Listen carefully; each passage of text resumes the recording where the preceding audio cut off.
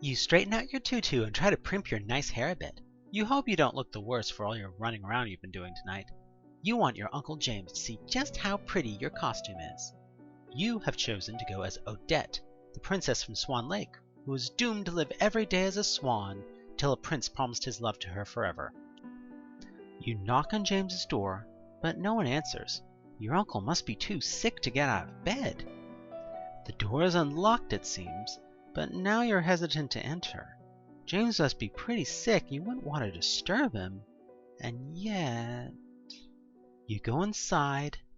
The liar! He isn't sick at all! This is wrong. This isn't what happened. This isn't real. Home.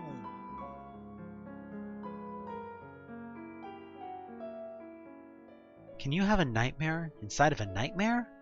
That's what this feels like. Waking up drenched in sweat. For a moment you expect to find yourself in your own bed. But you are still here. Still in the nightmare of this labyrinthine town. And James is still gone. They were nice about it the night of the first broken promise. Mary made tea and introduced herself. James affected a cough and said he had a headache. But you knew it was a lie. Even at 14, you knew he had played sick so he could have his girlfriend over instead of taking his boring, barely teenage niece out trick-or-treating. It hurt. It still hurts. But you don't blame him. Even if you didn't already miss the familiar weight on your shoulders and all the stuff in your pockets, you'd have soon missed your jacket, because it's pretty damn cold in here. Luckily, just as you start to freak out about where it is, you see it hanging on the doorknob at the front of the room. You don't know how you got back to this office, or who took your damn coat off, but you are pissed about it. Glad you didn't have to trek all over the damn place to find your coat, though. As you slip the familiar jacket on, it seems lighter. You immediately do a check of your inventory and find things missing. The books are gone, as are your pop and chips. The dagger you found is broken. You only have the hilt. Come to think about it, you don't see a wrench anywhere around here either. God damn it! Well, at least you have your smokes. You light up a cig and consider your surroundings. It's clear to you, insofar as you are ever sure of your geography in this place, that you're in the same office that you first entered with Evelyn. The strange and morbid repainting of the Last Supper still dominates the room. Its contents are eerie, but don't seem to have changed since the last time you saw them. However, the walls seem to be a different shade, and more importantly, all the books are gone from the shelves. A quick glance around the room and under the desk doesn't find any of the items missing from your coat, but some silvery thing is holding up one leg of the desk. Without moving it, all you can tell is that it's a book or a box of some sort.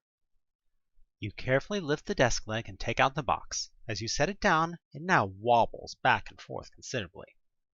The silvery thing appears to be a metal box, about the size of a cigar case. You open it, and there's a key inside. You grab the key and shove it in your pocket.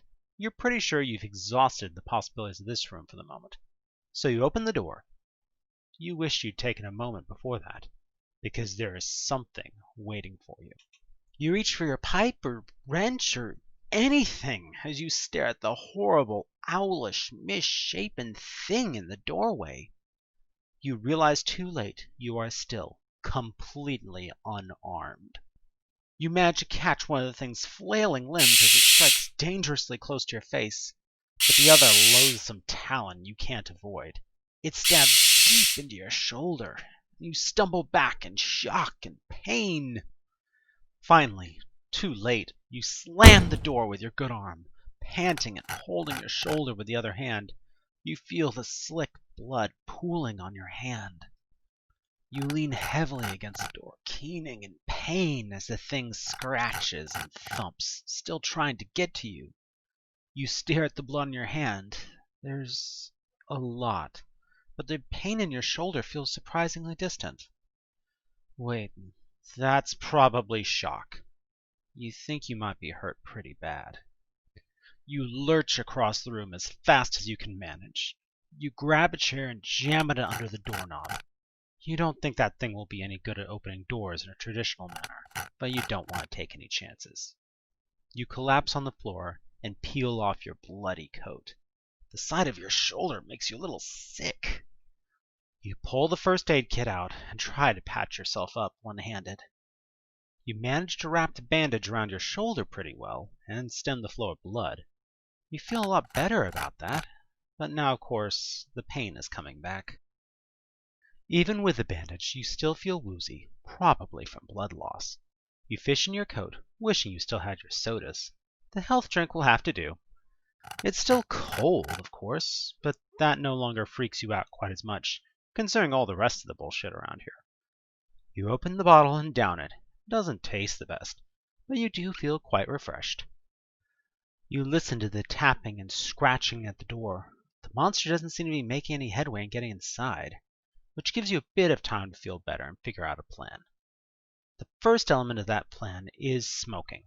As you rummage in the coat's pocket for a lighter, you find your lighter fluid as well. The plan that forms in your mind probably isn't the sanest thing you've had all morning, but appears the only weapon you have left is fire. You move the chair out of the way of the door and stand back, readying your lighter and the fluid. As soon as the thing comes in, you'll squirt the lighter fluid at it in a makeshift flamethrower. It would probably work better if you had hairspray, but beggars can't be choosers. After a moment, the door gently opens. Wait for it. Wait for it. You'll never know if your cunning flamethrower plan would have worked. You drop both the lighter and the fluid in surprise when you see Sister Edith walk in the room instead of the monster.